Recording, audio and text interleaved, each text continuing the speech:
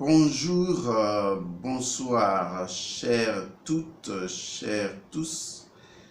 Je vous remercie d'être présents à cette première diffusion de notre émission ou de notre série d'émissions de ce roman fleuve sur le Bénin, que j'ai intitulé « Le Bénin aujourd'hui face à la paix ».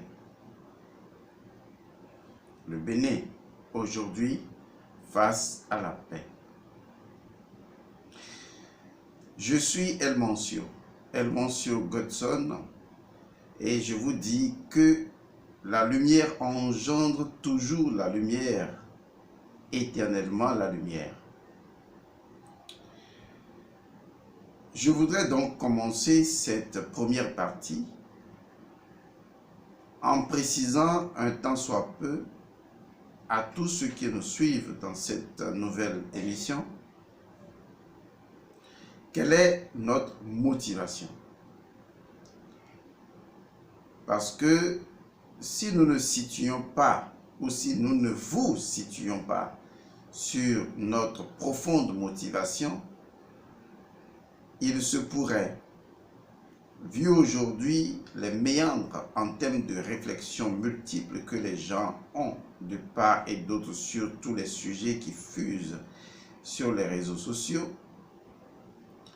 il se pourrait donc qu'à un moment donné, des esprits faibles, des esprits que je qualifierais d'esprits négatifs, voient nos propos, voient nos déclarations, nos interventions, dans le sens qui soit complètement opposé à notre motivation. C'est pourquoi d'ores et déjà, il serait plus intéressant que nous nous expliquions très brièvement sur la motivation et que chacun, à son niveau, comprenne et sache raison garder dans la suite de toutes les compréhensions qui sortiront de nos multiples interventions dans ce roman fleuve intitulé « Le Bénin aujourd'hui face à la paix ». Je suis Togo-Béninois et donc il est important pour moi déjà de m'intéresser à ce pays, le Bénin. C'est dans ce pays que en 1999, pour ceux qui veulent mieux comprendre, c'est dans ce pays, le Bénin, que j'avais commencé pour la toute première fois sur la radio Golf FM, une émission extraordinaire intitulée « Les portes de l'étrange ». Je me rappelle bien, c'était autour de septembre 1999. À l'époque, j'étais le premier spirituel à ouvertement me déclarer. J'ai été le premier spirituel à être attaqué par la sorcellerie et par toute forme de magie noire. J'ai été le premier spirituel à être vilipendé par d'autres personnes qui par la suite m'ont rejoint. J'ai été le premier à pouvoir ouvertement apporter le savoir spirituel authentique au peuple béninois.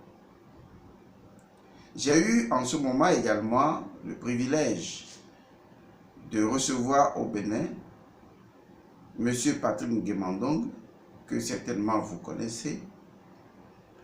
Nous avions eu des entretiens intéressants. Mais ce que je voudrais dire, c'est que ce pays, le Bénin, m'interpelle particulièrement. Parce que déjà dans le monde spirituel, je reçois des signes annonciateurs de certaines entités, de certains esprits, de la hiérarchie spirituelle qui sont en train de me dire très expressément: Monsieur Godson, le Bénin t'appelle. Et donc, en réponse à cet appel, vu que je ne suis pas directement présentiellement dans le pays, j'ai voulu quand même donner ma voix, envoyer mon verbe, interpeller les énergies béninoises, afin que, à travers mes propos, ma présence soit, sans oublier que physiquement, je ferai des va-et-vient au Bénin pour apaiser les tensions spirituelles qui président aux tensions sociales, politiques et tout le reste. Vous savez, en tant que spirituel, j'ai vu passer des saisons. Dans un métier, si je peux ainsi l'appeler, que j'ai commencé en 99, ce qui pratiquement fait 22 ans de carrière de métaphysique, de spiritualité, d'occultisme et de connaissances multiples. 22 ans, ce n'est pas beaucoup à l'échelle du temps de l'univers, mais ce n'est pas rien. Ce n'est pas rien lorsqu'on a commencé dans un pays comme le Bénin, comme le Dahomey d'alors. Et tout le monde sait de quoi je suis en train de parler. Et que jusque-là, je suis vivant. Vous savez pourquoi? Parce que très tôt, j'ai identifié mon courant d'énergie primordiale, mon courant d'énergie spirituelle. Je me suis connecté à ce courant d'énergie spirituelle parce que le plus grand danger pour un spirituel, c'est de n'avoir pas de courant d'énergie spirituelle primordial qui soit connecté à une hiérarchie de maîtres, et de deux, de ne pas rester fidèle à ce courant d'énergie spirituelle. Et donc, en ce qui concerne Monsieur Godson, j'ai été vraiment connecté à ce courant d'énergie spirituelle. Tous ceux qui suivent ou ont suivi mes cours, mes enseignements, mes interventions, vous diront que derrière toutes mes interventions se trouve une ligne précise, une ligne directrice précise. Et que le Sri Monsieur Godson ne se contredit pas parce qu'il est cohérent dans ce qu'il dit. Et ceci depuis 22 ans. Comme je le disais, ce n'est pas rien, c'est important, mais c'est également la cohérence dans laquelle l'individu est resté et surtout, la fidélité à son courant d'énergie dans lequel l'individu est demeuré. C'est tout cela qui fait qu'il est ce qu'il est aujourd'hui. Et donc, parce que j'ai déjà été identifié à une lignée de spiritualité, lorsque j'ai été connecté à un courant d'énergie qui est le mien et que j'en suis resté fidèle, cela m'a permis de préserver mon innocence spirituelle, mon originalité spirituelle, mon authenticité, et de me tenir là devant vous aujourd'hui, parce que ce courant d'énergie primordiale auquel je suis connecté et qui m'a protégé tout au long de mon existence pendant les 22 ans, dont la majeure partie était passée au Bénin, ce courant d'énergie est le plus puissant qui ait jamais existé. C'est pourquoi je ne fais pas dans du mélange. Parce que lorsque vous vous adonnez à des entités perverses, à des entités de niveau très bas, à des entités dont les énergies cycliquement ne correspondent plus à l'énergie dans laquelle nous sommes de l'ère du Verseau, il y a un problème, il y a mal donne, il y a confusion énergétique. Et en ce moment, vous allez subir des représailles parce que le monde spirituel, pour le peu que j'en ai expérimenté, ne pardonne pas. Ne pardonne pas lorsque vous déviez, lorsque vous déraillez. Je ne suis pas parfait, physiquement parlant.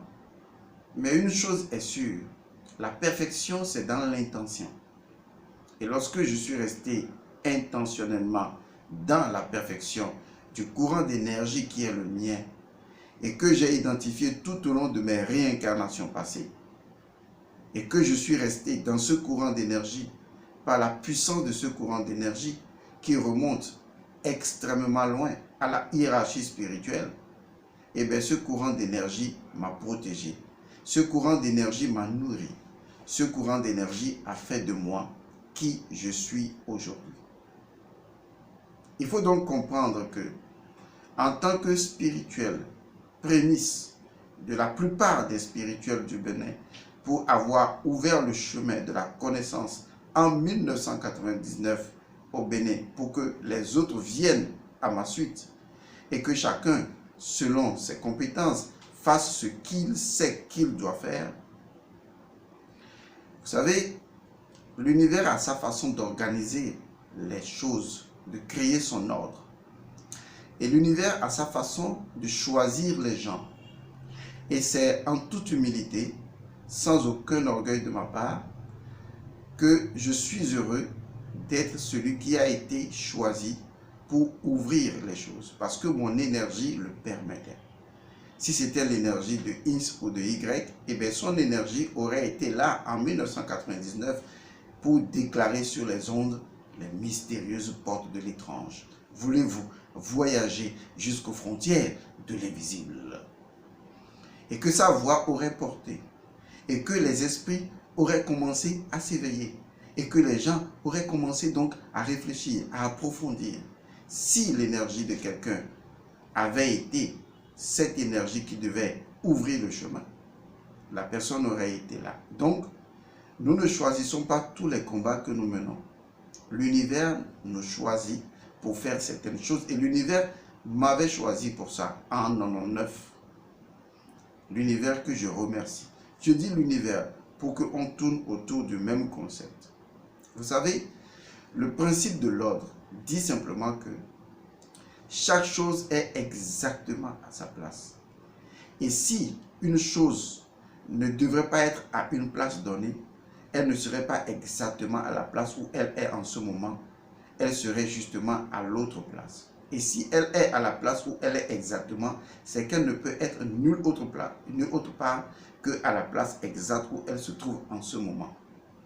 Ce principe de l'ordre fait que en 99, Edmond Godson, de façon ordonnée, a été exactement à la place où il devait être. Et qu'il fallait que lui, pour être à cette place, et que si quelqu'un devait être, la personne aurait été, et que ce n'est pas lui qui aurait été là.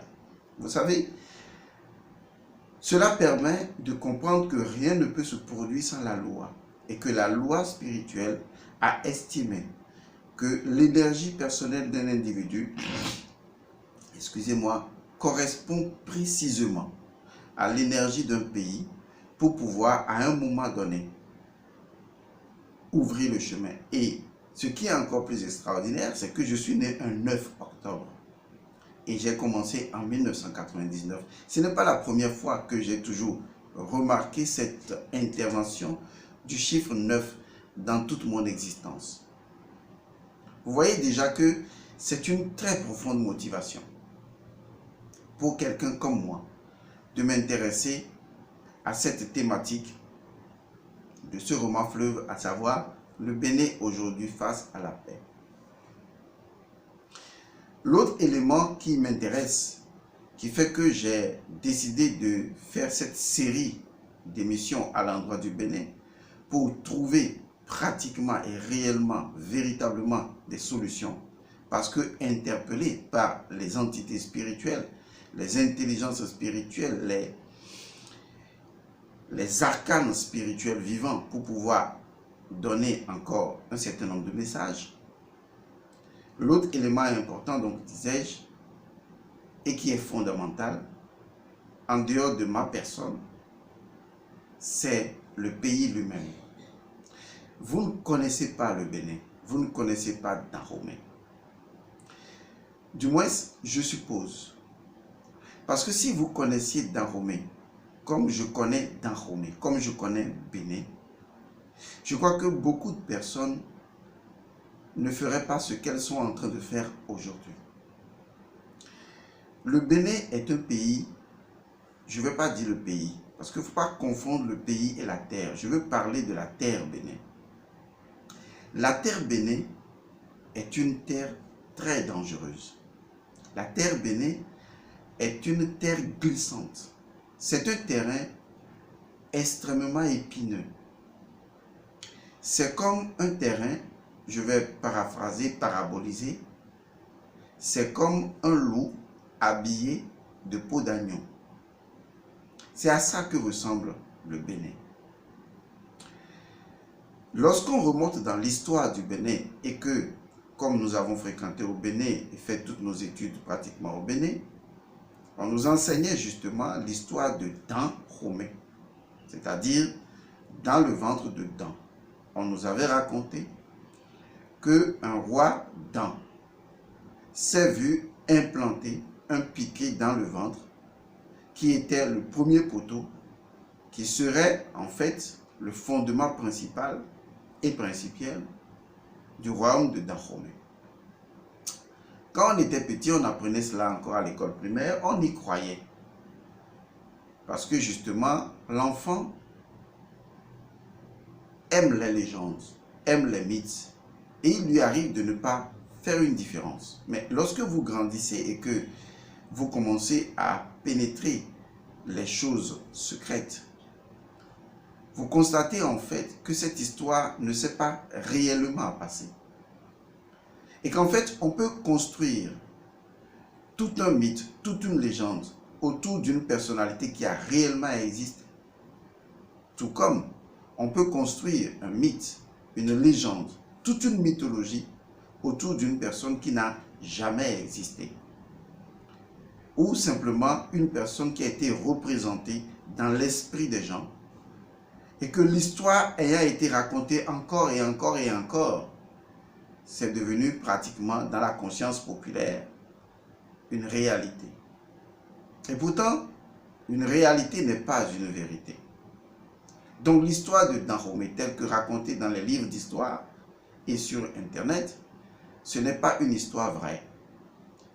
La véritable histoire de Dahomey, c'est qu'en réalité, des initiés se sont réunis en utilisant ce que j'appelle l'art divinatoire, qui était déjà là, pour pouvoir retrouver ce qu'on appelle un courant d'énergie. Tout cela fait partie du rite d'Osiris, parce qu'il faut connaître l'histoire spirituelle de nos peuples. L'histoire spirituelle de nos peuples est basée sur la symbolique du Netcher, c'est-à-dire de la divinité. Parce que pour nos ancêtres, la terre elle-même est une divinité. La terre est appelée Geb. C'est une divinité. On trouvera dans Geb une autre énergie qu'on appellera Sapata. La terre elle-même est une divinité. Donc pour nos ancêtres, vous ne pouvez pas vous implémenter. Vous ne pouvez pas implémenter une ville, une cité. Vous ne pouvez pas rester dans un milieu donné si ce milieu n'avait préalablement pas fait l'objet d'une étude occulte. Et de cette étude occulte, on en dégage un certain nombre de résultats qui seront analysés pour qu'un rituel conséquent soit effectué afin de voir si ici il est nécessaire de mettre en place un village, une ville ou toute autre cité. Parce que pour nos ancêtres, ils savaient que non seulement la terre est une divinité, mais que la terre renfermait ce qu'on appelle des courants d'énergie, que l'on appelle en langage ésotérique des dents, des serpents. Dans le langage des mythologies, les serpents sont considérés généralement comme étant des divinités chtoniennes, c'est-à-dire des divinités telluriques. Ce qui veut dire en clair que nos ancêtres avaient donné des noms d'animaux à des courants d'énergie, mais ils étaient les seuls à comprendre ce langage parce que pour eux, le véritable langage n'était pas conceptuel, il était symbolique. Et donc, lorsqu'on a le serpent souterrain qui peut entrer sous la terre et revenir à la surface et vivre comme un animal ordinaire.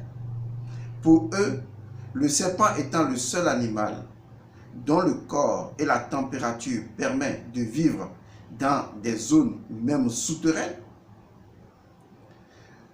le serpent étant le seul animal capable d'adapter sa température, ils en sont arrivés après étude, comme il faut nommer les choses, des courants d'énergie avec des symboles animaux, ils en sont arrivés à dire que ce qu'on appelle des courants d'énergie, ce qu'on appelle généralement les courants telluriques.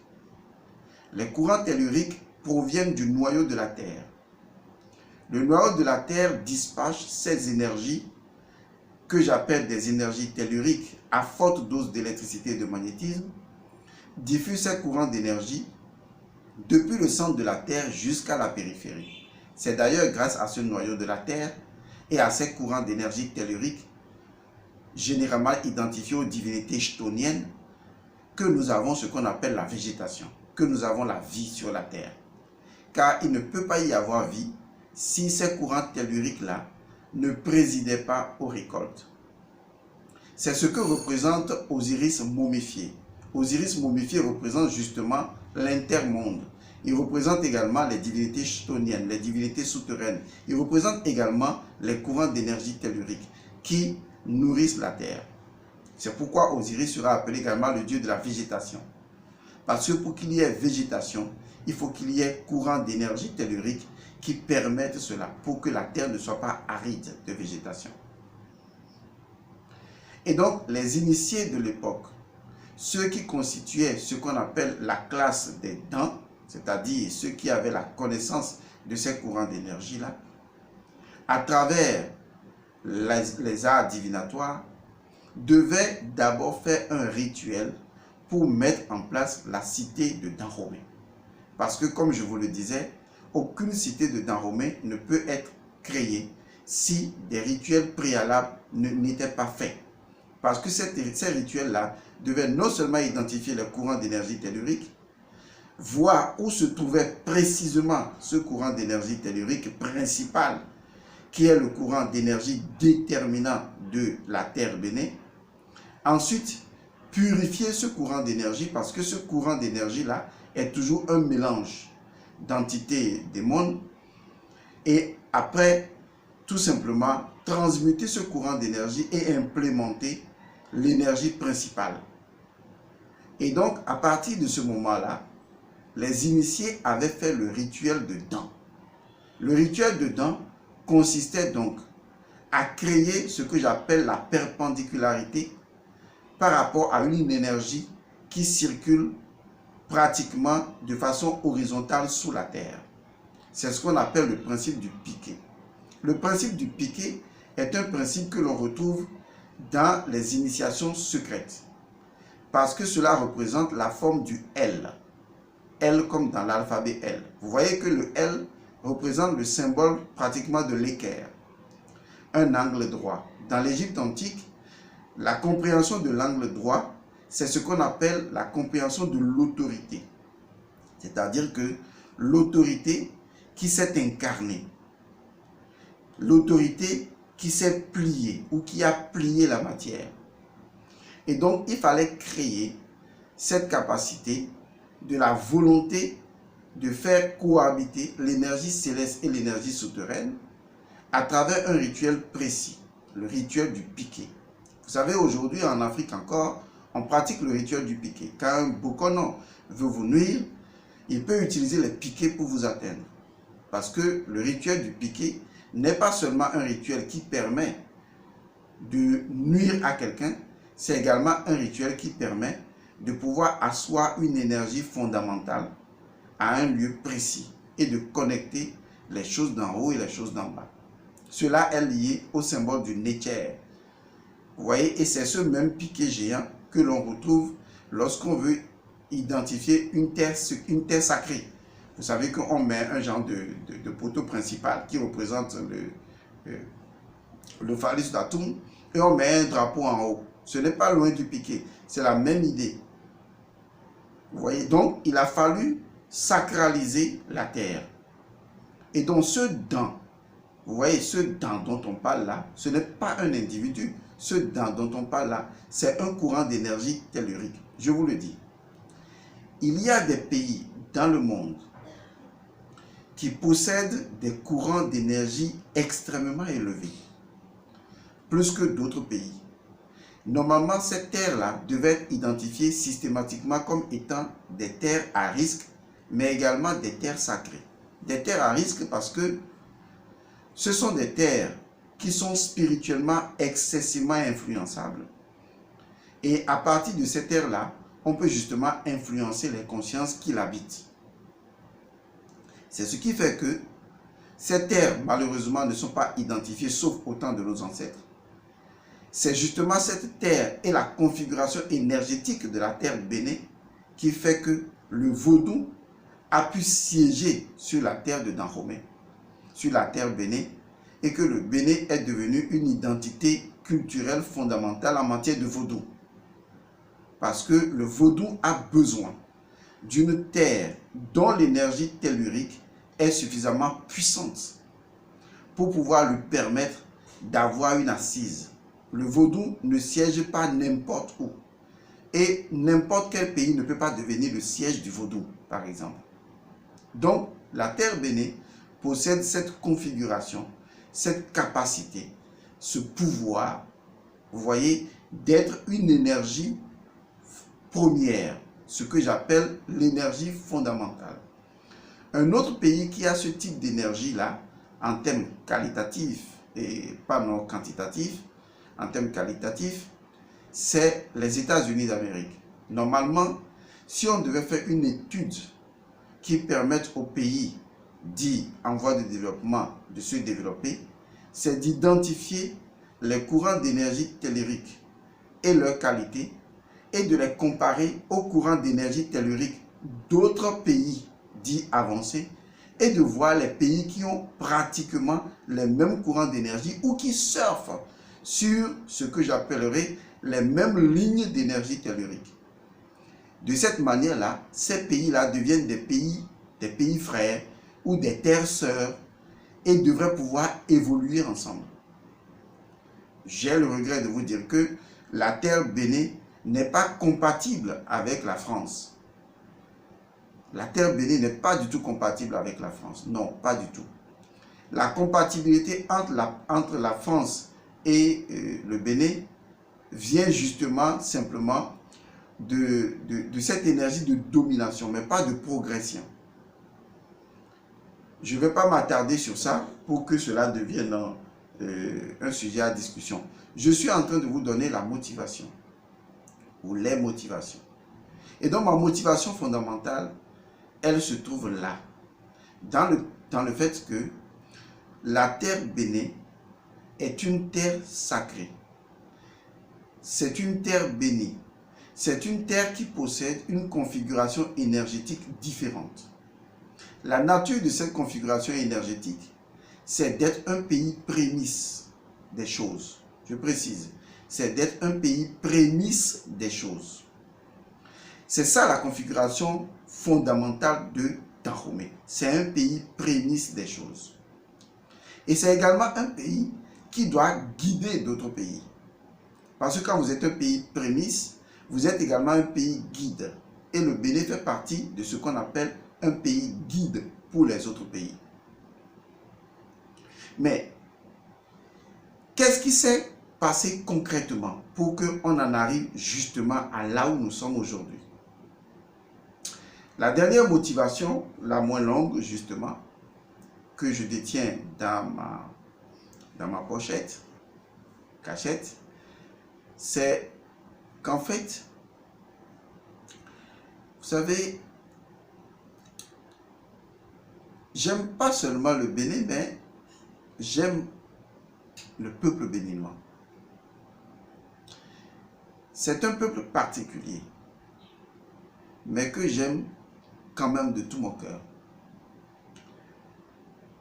Vous savez, l'ignorance n'est pas forcément un choix que l'on fait, mais c'est un choix que l'on peut refuser. Même si vous n'avez pas choisi l'ignorance, vous pouvez la refuser. Et donc, c'est également un choix que vous pouvez faire.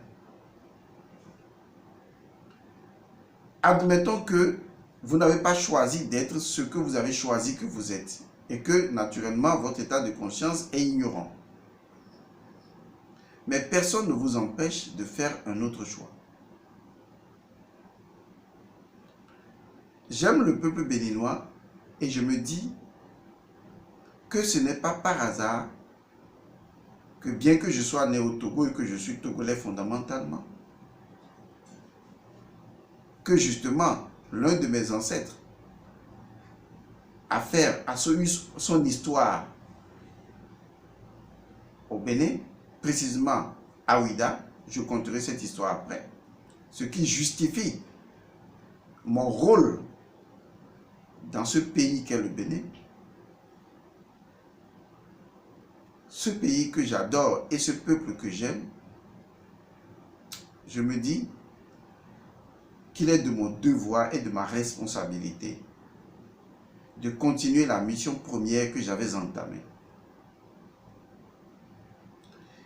Le plus grand ennemi que nous avons au Bénin, c'est l'ignorance. Ne vous trompez pas de combat. Je vous prouverai à travers ce roman fleuve, cette série d'émissions sur le Bénin, je vous prouverai que le plus grand ennemi que vous avez, si encore c'était un ennemi ou une ennemie, c'est l'ignorance. Voilà un peuple qui refuse d'admettre qu'il est ignorant et qui, par arrogance, sombre dans le vice mental de l'intellectualité, qui se refuse d'ouvrir le cœur à la vérité. Une fois encore, Elmancio Godson va accomplir sa mission, celle qui consiste à détruire l'obscurité. Je n'ai pas d'ennemis au Bénin. Je ne fais pas de la politique. Je ne parle pas des gens. Je ne vais pas entrer dans les conflits avec les gens. Vous verrez en réalité qu'il y a une autre façon de faire le combat. Car il y a deux forces en mouvement. Et vous les découvrirez bientôt. Aussi tangiblement que vous et moi, nous nous connaissons. Je vous remercie et à bientôt.